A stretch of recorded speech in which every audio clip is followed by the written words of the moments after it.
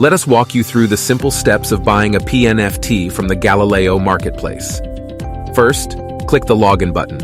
You can log in with Facebook and Google. But in this video, let's create an account. Input all the necessary details such as your name, email account, and delivery address.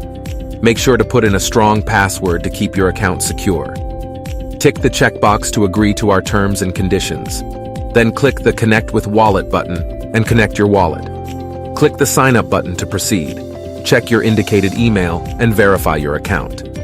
Now you can log into your account. Input your email and password, then hit the Sign In button to enter the marketplace. Once you log in, you can browse all the items in the marketplace. For example, I like this watch, so I'll be buying this one.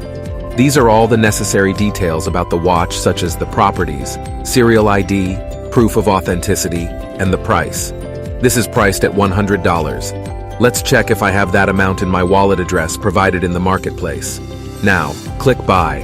Go through the transactions and approve the amount. Before proceeding with the purchase, we need to grant approval for USDT, enabling you to buy the product. Once the approval is successfully granted, you can proceed to the next transaction and make the purchase.